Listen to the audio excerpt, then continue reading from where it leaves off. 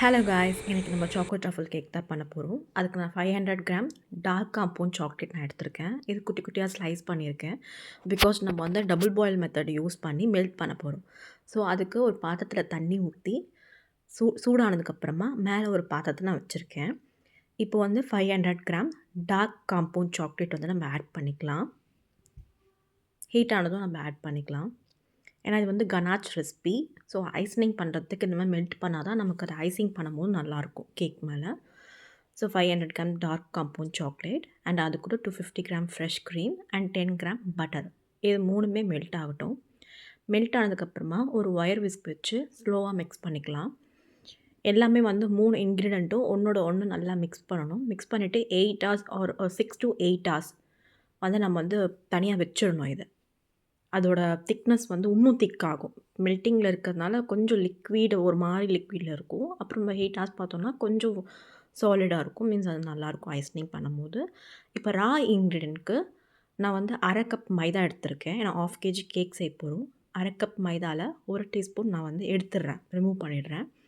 அதுக்கு பதில் நம்ம வந்து 1.5 டீஸ்பூன் கொக்கோ பவுடரை ஆட் பண்ண போகிறோம்.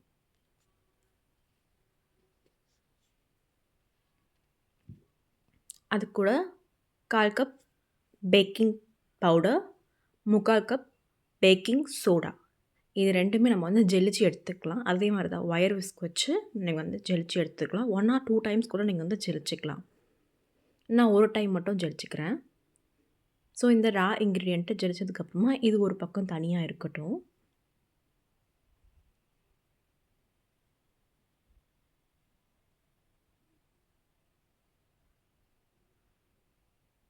இப்போது ஒரு பிஞ்ச் சால்ட் கூட 2 எக்கு வந்து நான் ஆட் பண்ணுறேன். ஆட் பண்ணிவிட்டு 1 TSP 1 table spoon vanilla essence add பண்ணிக்கிறேன். ஆட் பண்ணிவிட்டு உங்கள்கிட்ட மிஷின் விஸ்க் இருந்தாலும் நீங்கள் யூஸ் பண்ணிக்கலாம். இல்லை வந்து நீங்கள் ஹேண்ட் விஸ்க் யூஸ் பண்ணுறதுனாலும் யூஸ் பண்ணிக்கலாம்.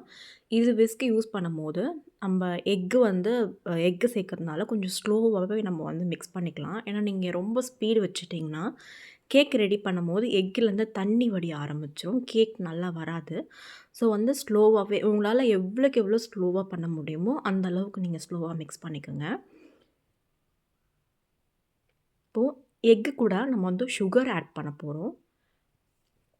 பேட்சாக தான் சுகர் ஆட் பண்ணணும். மொத்தமாக சுகர் நம்ம ஆட் பண்ணக்கூடாது. பேட்சாக சுகர் ஆட் பண்ணால் தான் அந்த எக்குமே சுகருமே சேர்ந்து கொஞ்சம் திக்னஸ் வரும் நமக்கு. அப்போ தான் வந்து கேக் பண்ணும்போது கொஞ்சம் ஃப்ளஃபியாக இருக்கும். ஸ்லோவாகவே மிக்ஸ் பண்ணிக்கோங்க. இப்போ சுகர் ஆட் பண்ணியிருக்கலாம். நான் வந்து 1/2 கப் சுகர் பவுடர் எடுத்திருக்கேன். நார்மல் சுகர் கிடையாது. 1/2 கப் பவுடர் வந்து 1/2 கப் சுகர் வந்து பவுட்ரு பண்ணியிருக்கேன். ஸோ அது பேட்சாக சேர்த்து நீங்கள் வந்து மிக்ஸ் பண்ணிக்கோங்க.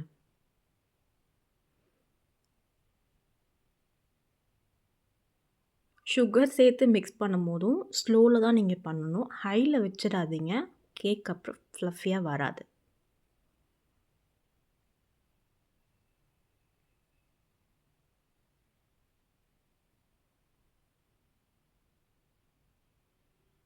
இந்த மெஷர்மெண்ட் எல்லாமே 1/2 kg கேக்குக்கு. உங்களுக்கு 1 kg வேணும்னா இந்த மெஷர்மெண்ட் அப்படியே நீங்கள் டபுள் ஆக்கிக்கலாம். இது வந்து 1/2 kgக்கு.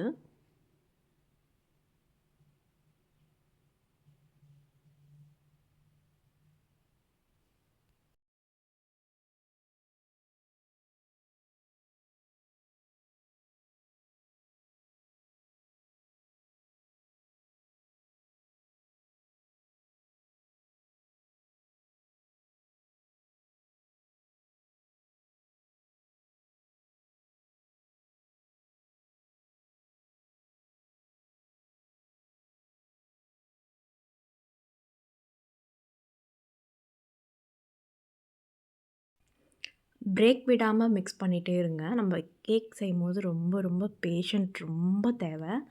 ஸோ அதனால் பிரேக் விடாமல் நீங்கள் வந்து மிக்ஸ் பண்ணிகிட்டே இருங்க. நீங்கள் ஹேண்டில் பண்ணுற மாதிரி இருந்தால் ரொம்ப லேட் ஆகும். மிஷின் யூஸ் பண்ணிங்கன்னா நமக்கு சீக்கிரமாக முடிஞ்சிடும்.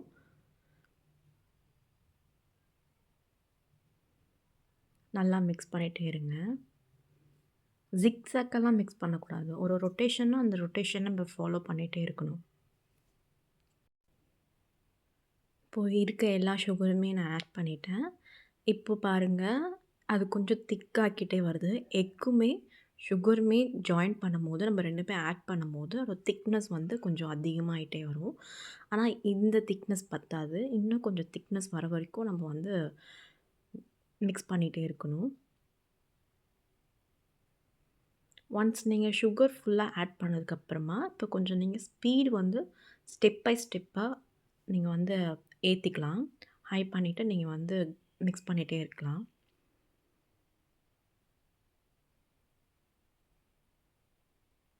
நான் கொஞ்சம் இப்போது ஸ்பீடு ஏற்றிருக்கேன்.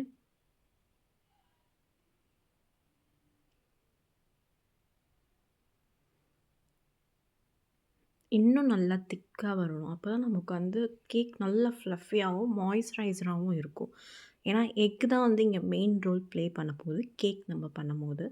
வித்தவுட் எக்கு கூட நம்ம பண்ணலாம். பட் வித் எக் பண்ணும்போது அது ஒரு பர்ஃபெக்டாக இருக்கும். இப்போ இது கூட 1 டேபிள் ஸ்பூன் ஆயில் யூஸ் பண்ணியிருக்கேன். And 2 table spoon milk use பண்ணியிருக்கேன். இப்போது ஆயில் யூஸ் பண்ணதுக்கப்புறமா நம்ம வந்து மைல்டாகவே மிக்ஸ் பண்ணிக்கலாம். ஜஸ்ட் ஆயில் வந்து மிக்ஸ் ஆனாலே போதும். அண்ட் மில்க் ஆட் பண்ணும்போதுமே ஜஸ்ட் மிக்ஸ் ஆனால் போதும். நீங்கள் ஃபுல் ஸ்பீடில் வச்சு பீட் பண்ணணுன்னு அவசியம் இல்லை.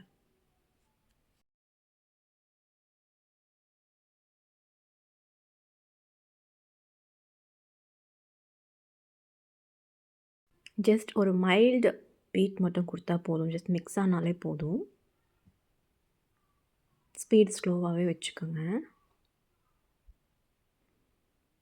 இப்போ நான் ஒரு ஸ்பேச்சுலா யூஸ் பண்ணி ஓரங்களில் இருக்க மாவு எல்லாத்தையும் நான் வலிச்சு விட்டுக்கிறேன். இப்போ ரா இன்க்ரீடியன்ட் சேர்க்க போகிறோம். அதுக்கு பெட்டர் வந்து நீங்கள் ஹேண்ட் விஸ்க் யூஸ் பண்ணுறது தான் நான் சஜெஸ்ட் பண்ணுவேன். ஏன்னா வந்து நீங்கள் மிஷின் போனீங்கன்னா மீன்ஸ் அந்த ரா இன்க்ரீடியன்ட் வந்து அந்த அளவுக்கு மிக்ஸ் ஆகாது. ஸோ நான் 7 இன்ச் பேன் எடுத்திருக்கேன். ஓரங்களெல்லாம் பட்டர் ஸ்ப்ரெட் பண்ணிக்கிறேன்.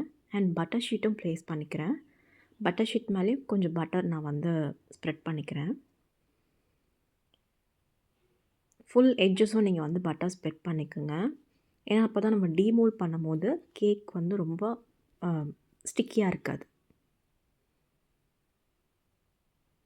இப்போது நம்ம ஆட் பண்ணியிருக்க மிக்ஸ் பண்ணியிருக்க பேட்டர் வந்து இதில் நம்ம போட்டுக்கலாம். பேனில் ஃபுல்லாக வச்சுருங்க. அண்ட் ஒரு ஸ்பியர் யூஸ் பண்ணி ஏர் பபிள்ஸ் எல்லாமே நான் வந்து ரிமூவ் பண்ணிக்கிறேன்.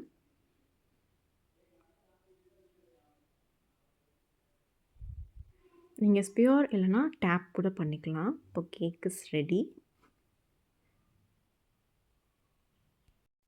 நான் 180 டிகிரியில் 10 மினிட்ஸ் ப்ரீஹீட் பண்ணியிருக்கேன். ப்ரீஹீட் பண்ண ஓவனில் வச்சுட்டு அண்ட் ஒரு 20 to 30 மினிட்ஸ் 180 டிகிரியில் நான் பேக் பண்ணி எடுத்துக்கிறேன்.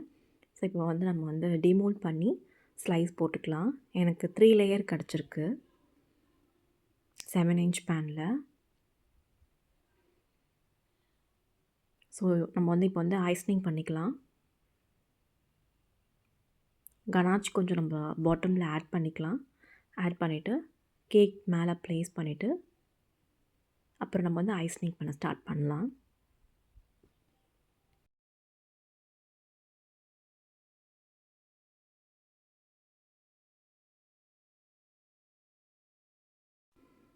சுகர் சிரப் நம்ம ஆட் பண்ணோம். அந்த ஃபுட்டேஜ் மிஸ் ஆகிடுச்சு. ஸோ ஐஸ்னிங் பண்ணிக்கலாம். நம்ம ரெடி பண்ணி வச்சுருக்கோம் இல்லையா கனாச் 8 ஹவர்ஸ் நம்ம ரெஸ்ட்டில் விட்டுருந்தோம் இல்லையா, அதை வச்சு நம்ம வந்து ஐஸ்னிங் பண்ணிவிட்டு if you want any toppings on choco chips or nuts நீங்கள் ஆட் பண்ணிக்கலாம். நான் எனக்கு பிஸ்தா பாதாம் கேஷ்யூ மிக்ஸ் பண்ணி வச்சுருக்கேன், அதை ஆட் பண்ணியிருக்கேன். அண்ட் இந்த கேக்கில் வந்து நான் சுகர் சிரப் ஆட் பண்ணியிருக்கேன். அண்ட் திரும்ப ஐஸ்னிங் தான் பண்ண போகிறோம். ரொம்ப ஸ்லோவாகவே பண்ணுங்கள். மீன்ஸ் ஓரங்களில் இருக்க கேக் எல்லாமே வரத்துக்கான சான்சஸ் இருக்குது. ஸோ பயப்படாமல் நீங்கள் வந்து பண்ணுங்கள். அண்ட் ஒரு பைப்பிங் பேக்கில் நான் அதே கனாச் வந்து double boil again I melt பண்ணி நான் ஓரங்களில் கொஞ்சம் டெக்கரேஷன் நான் கொடுத்துக்கிறேன்.